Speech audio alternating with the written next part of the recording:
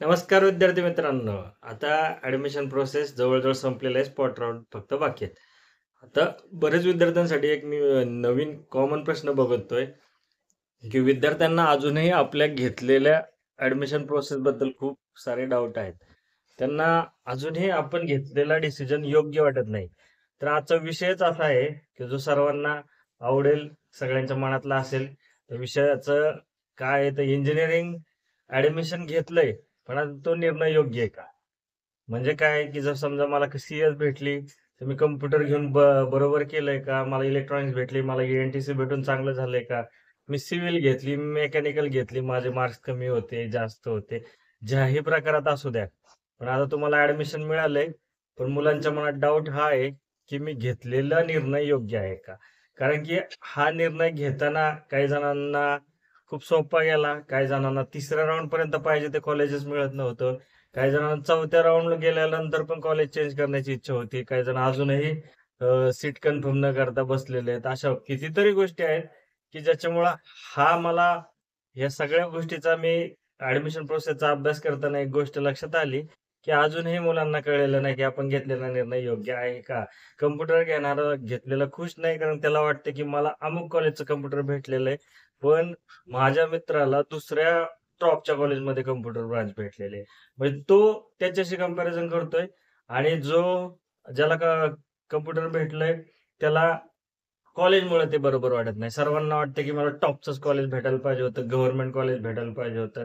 अशामुळे काही विद्यार्थ्यांना ते नको झालेलं आहे. आता त्याचबरोबर काही विद्यार्थी ज्यांना कॉम्प्युटर पाहिजे होतं, पण ए-आय-डी-एस भेटलं. ए-आय-डी-एस पाहिजे होतं, ई-एन-टी-सी भेटलेलं. ई-एन-टी-सी या तिन्ही टेक ब्रांच न मिळाल्या, सिव्हिल, मेकॅनिकल, इलेक्ट्रिकल अशा ब्रांच भेटून गेलेल्या आहेत. आता त्या विद्यार्थ्यांना वाटतंय, की मला कॉम्प्युटर भेटलं असतं तर बरं होतं. मला मेकॅनिकल भेटलं, मला सिव्हिल भेटलं, मला कॉम्प्युटर भेटलेलंच नाही. आता पुढचे 4 वर्ष ह्याच गोंधळात ते घालवणार का? हा सगळ्या विद्यार्थ्यांच्या मनातील एक गोंधळाच्या परिस्थितीचा प्रश्न आहे. तर याच्यावरून 2-3 गोष्टी आपण बघूया, की कॉलेज खूप चांगलं मिळालं. म्हणजे तुमचं इंजिनिअरिंग झालं. आता तुम्ही तुमचे सगळं करिअरच झालं असं आहे का? तर एक गोष्ट लक्षात ठेवा, कॉलेज मॅटर करतं, कॉलेजचं वातावरण मॅटर करतं, कॉलेजचे प्लेसमेंट सगळ्या गोष्टी मॅटर करतात. पण सगळ्यात महत्त्वाचं असतं विद्यार्थ्याचं टॅलेंट आणि त्याचं हार्डवर्क. तुम्हाला कॉलेज मिळून फायदा नाही. तुम्हाला सगळ्यात बेस्ट कॉलेज भेटलं, पण तुम्ही हार्डवर्क करणार नसेल, तर मात्र मग अशा वेळेस हा डिसिजन थोडासा चुकल्यासारखा वाटतो. त्याच्यामुळं विद्यार्थ्यांनी पहिली गोष्ट कॉलेज कोणतंही भेटलंय, आता निर्णय चुकलाय अशा परिस्थितीत राहू नका. कारण की तुम्हाला त्या 4 वर्षामध्ये जर तुमचा निर्णय चुकला असं वाटलं, तर तुम्ही इंजिनिअरिंग चांगल्या पद्धतीने करू शकणार नाही. त्याचमुळे दुसरी गोष्ट एक लक्षात ठेवा, आता तुमची ब्रांच आहे. ब्रांच बघा सी भेटलं. सर्व भेटणाऱ्या विद्यार्थ्यांना जॉब लागतात असं नाही आणि सगळी सिव्हिल मेक भेटलं म्हणजे विद्यार्थी उद्या काहीच करू शकणार नाही असंही नाहीये. त्याच्यामुळे एक गोष्ट लक्षात ठेवा, मी तर पहिल्यांदा सर्व ज्यांना ॲडमिशन भेटलंय आणि ज्यांना भेटणार आहे, ते सगळ्यांचं अभिनंदन करतो, की कोणतीही ब्रांच त्यांना नक्कीच इंजिनिअरिंगच्या त्या टप्प्यावर घेऊन जाईन जिथं त्यांना जायचं आहे. फक्त तुम्हाला त्याच्यासाठी मेहनत करायची. प्रत्येक ब्रांचचं काही ना काही वैशिष्ट्य आहे. मेकॅनिकलवाले ह्यांनाही खूप सारे जॉब अवेलेबल असतात. मेकॅनिकलवाल्यांनाही चांगल्या स्किलवर चांगले जॉब मिळू शकतात. सिव्हिलवाल्यांचंही सेम कंडिशन आहे. त्याच्यामुळे एक लक्षात ठेवा गोष्ट सगळ्यात महत्त्वाची, की ब्रांच कोणती भेटली हे महत्वाचं नाही. तुमचं त्याच्याकडे बघण्याचा अप्रोच किती महत्वाचा आहे. आता एक ह्युमन मेंटॅलिटी अशी आहे, की माणसाला आपण जे मिळतं त्याच्यात तो कधीच समाधानी नसतो. म्हणजे समजा आपण एखादा मोबाईल घेतला, तरी त्या मोबाईलमध्ये असं वाटतं, की माझ्या मित्राकडे हा मोबाईल आहे. तो माझ्याकडे असता तर खूप चांगलं झालं असतं. मित्राकडे अशी वस्तू आहे, जी माझ्याकडे असते तर बरं झालं असतं. ही ह्युमन टेंडन्सी आहे, ज्याच्यामुळे माणसाला आहे ना, कधीहीच निर्णय घेताना ठामपणा नसतो. की 90% विद्यार्थी आत्ता पण असे असतील, की ज्यांना आपल्या डिसिजनवर अजिबातही समाधानी नसतील. त्यांना अजून वाटत असेल, की नाही, नाही हे झालं असतं, ते झालं असतं तर. हे मनातली शंका कधीही संपणार नाही. कारण की हे उलगडणार गणित आहे. हे दरवर्षीच आहे. प्रत्येक वर्षी ॲडमिशन घेणाऱ्या विद्यार्थ्यांना हेच वाटतं, की आपला निर्णय बरोबर आहे का चूक आहे. आणि अशातच त्यांचं पुढचं वर्ष त्याच्याच विचारात जाऊ शकतं. म्हणून आता मला सांगा, पहिली गोष्ट तुमच्याकडे स्पॉट राउंड आहेतच. आता सध्या ते चालूच आहे. ज्या विद्यार्थ्यांना वाटते, की आपल्याला आत्ता बेटर कॉलेज पाहिजे, ते त्याच्यासाठी तर ट्राय करतीलच. पण ज्या विद्यार्थ्यांना आता ॲडमिशन फिक्स करून त्यांनी निर्णय घेतलेला, की हां, जे मिळालंय ते चांगलं आहे. तर त्या विद्यार्थ्यांना सांगू शकतो, की तुम्हाला आता इथून पुढे फक्त मिळालंय ते खुश म्हणून नाही, तर तुम्ही जी ब्रांच घेतलीये, त्या ब्रांचचा अजूनही विचार करा. काही मुलांना अजूनही एक संधी असते, की तुम्ही फर्स्ट इयर नंतर सेकंड इयरला चांगले पर्सेंटेज, चांगले मार्क घेऊन ब्रांच चेंजसाठी जाऊ शकता. त्याच्यामुळे तुमच्या हातून कुठलीही संधी गेलेली नाहीये.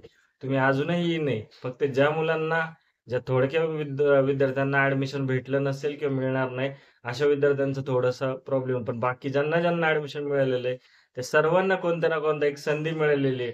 तुम्ही आणखीन एक सांगतो. आता 2 प्रकारचे विद्यार्थी इथं असतील, की ज्यांना टॉपचं इंजिनिअरिंग कॉलेज मिळालंय आणि दुसऱ्या प्रकारचे विद्यार्थी आहेत, की ज्यांना कंपेअर टू दॅट जरा कमी ह्याचं कॉलेज मिळालेलं आहे. आता मग काय त्या विद्यार्थ्यांना इंजिनिअरिंग करून काहीच फायदा नाही का? असं काही नाही. तुम्ही आज जर मोठमोठ्या कंपनी Amazon असेल, TCS असेल, त्याचबरोबर Capgemini असेल, कोणत्याही मोठ्या कंपनीत जा. प्रत्येक ठिकाणी वेगवेगळे जे विद्यार्थी बघताल तुम्ही किंवा जे काम करणारे, जॉब करणारे विद्यार्थी बघताल, तर ते अशा टॉपच्याच कॉलेजचे सगळे आलेत असं समजू नका. तिथेही अ, एक सामान्य कॉलेजचा विद्यार्थी ज्याने चांगलं हार्ड करून प्लेसमेंटमध्ये जागा मिळवलेली आहे. असे विद्यार्थी तिथं तिथं जाऊन पोहोचलेले आहेत. तुम्ही कंपनीत जाऊन विचारा, की तुम्ही काय फक्त टॉपच्या कॉलेजचेच विद्यार्थी प्लेस होतात का? असं काही नाही. जे कॉलेज गावाकडचं असू दे, ज्या कॉलेजला कोणी ओळखत नसेल, अशा कॉलेजचे विद्यार्थी सुद्धा प्लेसमेंटमध्ये जाऊ शकतात. फक्त मुलामध्ये टॅलेंट पाहिजे ना, करण्याची क्षमता पाहिजे. या 2 गोष्टी सगळ्यात महत्त्वाच्या आहेत. त्याच्यामुळं आपला निर्णय चुकला कसा? की तुम्हाला असे म्हणणारे भरपूर लोकं भेटतील. तुमचे नातेवाईक भेटतील. तुम्हाला शेजारी-पाजारी येतील आणि ते म्हणतील, "काय नाही, तू हे घेतलं असतं तर बरं झालं असतं. ही ब्रांच तुला भेटली असती तर बरं झालं असतं. तुला हे कॉलेज मिळालं असतं तर तुला काहीतरी निर्णय वेगळा झाला असता." तर ह्या लोकांमुळेच आपलं काय होतं, की कन्फ्युजन कायम मनामध्ये राहतं. म्हणजे ॲडमिशन प्रोसेस संपेपर्यंत प्रोसेस संपल्यानंतर आणि कॉलेज मिळाल्यानंतरही आपण ह्याच विचारात राहतो, हे झालं असतं तर ते झालं असतं तर बरं झालं असतं. नाही, जे विद्यार्थी आता ठाम राहतील, ज्या विद्यार्थी आपल्या ब्रांचला अ, योग्य वेळ देऊन, योग्य मेहनत करून पुढे जातील, त्याच विद्यार्थ्यांचं पुढं करिअर चांगलं होऊ शकतं. म्हणून विद्यार्थी मित्रांनो, अजूनही संधी आहे. या विचारात राहू नका, की मला चांगलं कॉलेज भेटलंय, नाही भेटलंय. कितीतरी मोठे जे काही असतील, ते त्यांच्यासाठी कॉलेज महत्त्वाचं नव्हतं. आज कितीतरी सक्सेसफुल तुमच्या पुढे उदाहरणं असतील, की त्यांचं कॉलेज कोण विचारलं जात नाही. त्यांचं आज करिअर मोठं आहे. कारण की ते सर्व कॉलेजमध्ये कोणत्या होत्या हे महत्त्वाचं नव्हतं. त्यांनी मेहनत करून ते आज तिथं पुढे गेलेले आहेत. त्याच्यामुळे ती गोष्ट एक लक्षात ठेवा. त्याचबरोबर काय महत्त्वाच्या गोष्टी काय आहेत, की आता ब्रांचबद्दल तर खूप साऱ्या चर्चा झाल्यात आत्तापर्यंत. कॉम्प्युटर घ्यावी, सिव्हिल घ्यावी, मेकॅनिकल घ्यावी, इलेक्ट्रॉनिक्स घ्यावी, कुठल्या ब्रांच घ्यावी. टेक ब्रांचमध्ये खूप चर्चा झाली. त्याच्यानंतर मेकॅनिकल, सिव्हिल घ्यावी असं. आजकाल बघितलं तर मेकॅनिकल, सिव्हिलकडेही मुलांचा ओढा खूप झालेला आहे आणि चांगली गोष्ट आहे. कारण की प्रत्येक ब्रांचेत संधी तेवढ्याच आहेत. इंजिनिअरिंग करून जर तुमच्याकडे क्वालिटी असणार आहे, तर प्रत्येक ब्रांच तुम्हाला तेवढाच फायदा देईल. आता सीएस वाले ना जॉब प्रोफाईल खूप चांगलं आहे. ते आय-टीमध्ये कामाला जातात. आय-टीमध्ये एकदम एसीमध्ये आयुष्य जगतात. सिव्हिलवाल्यांना हार्ड करावं लागतं. मेकॅनिकलवाल्यांना हार्ड करावं लागतं. ही ह्या काही गोष्टीमुळं लोकं कंपॅरिझन करत, ही मिळाली ब्रांच म्हणजे माझं करिअर झालं, असं नाहीये. करिअर तुमचं त्यावेळेस होणार आहे, ज्यावेळेस तुम्ही त्याच्यामध्ये बेस्ट असताल. त्या बेस्ट झाल्यानंतरच तुम्हाला तुमचं पुढचं लाईफमध्ये सक्सेस होता येतं. त्याच्यामुळं एक गोष्ट शेवटी जाता-जाता मी तुम्हाला सांगतो, कन्फ्युजन खूप आहे. कन्फ्युजन दूर कसं करायचं, अभ्यास कसा करायचा, ह्याच्यावर आपण आपल्या पुढच्या व्हिडिओमध्ये पाहणारच आहे. तर पहिली गोष्ट एक लक्षात ठेवा, की कॉलेज, ब्रांच कोणतीही गोष्ट महत्त्वाची ठरत नाही. तुमचा करिअरचा फोकस, दिशा आणि ध्येय या 3च गोष्टी महत्त्वाच्या ठरतात. विद्यार्थी मित्रांनो, तुम्हाला ॲडमिशन मिळालंय, तुम्हाला इंजिनिअरिंगची एक सीट मिळालंय, ज्याच्यासाठी 2,10,000 विद्यार्थ्यांनी रजिस्ट्रेशन केलं होतं. त्या सगळ्यांचा कॉम्पिटिशन देऊन तुम्ही आज इंजिनिअरिंगची जागा मिळवलेली आहे. तुम्ही त्या 1,70,000 विद्यार्थ्यांपैकी आहे ज्यांना आज इंजिनिअरिंगचं सीट मिळत आहे.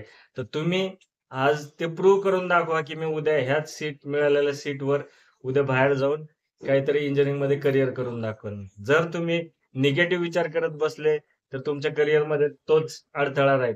तर करायचं काय तुम्हाला तेही सांगतो जाता-जाता, की तुम्हाला काय करायचं आपले स्किल वाढवा.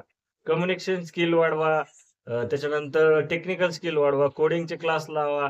त्याच्यानंतर मॅथ्सवर लक्ष द्या. इंजिनिअरिंगच्या महत्त्वाच्या जे सब्जेक्ट्स आहेत, जिथे रिझल्ट कमी लागतो, त्या गोष्टीची माहिती करून घ्या. आता तुम्ही जर कन्फ्युजन आणि विचार करत बसले, की ह्याला हे कॉलेज मिळालं आणि त्याला ते कॉलेज मिळालं, तर तुमचा वेळ फक्त त्याच विचारात जाईल. याशिवाय तुम्ही जर फक्त आपल्या करिअरकडे कॉन्सन्ट्रेट केलं आणि उद्या काय-काय करायचंय, प्लेसमेंटची तयारी पहिल्या वर्षापासून चालू करा.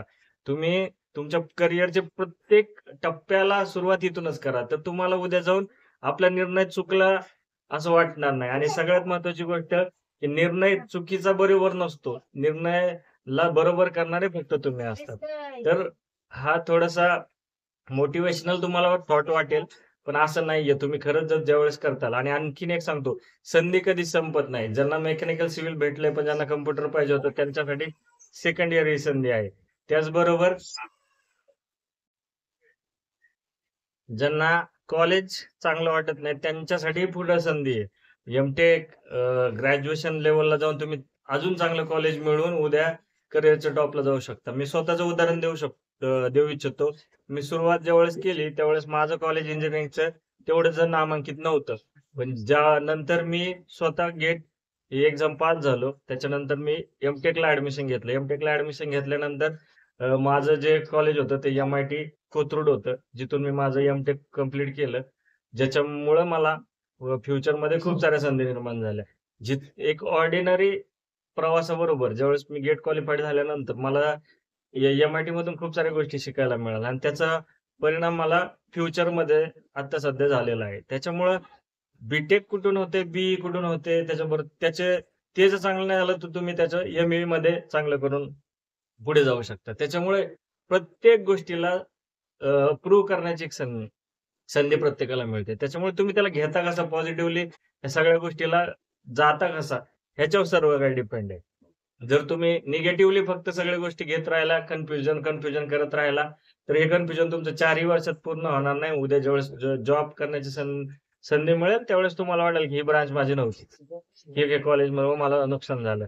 तर ह्या निगेटिव्ह फंदात पडू नका. जाता-जाता एवढं सांगतो, ज्याला सक्सेस मिळवायचा असेल, ज्याला पुढे जाऊन चांगलंच होणार आहे, त्याच्यासाठी खूप इंजिनिअरिंग कॉलेज असू द्या, कोणती ब्रांच असो, ती फक्त एक संधी असेल. तर धन्यवाद. तुम्हाला जर माझा व्हिडिओ आवडला असेल, तर चॅनलला सबस्क्राईब नक्की करा.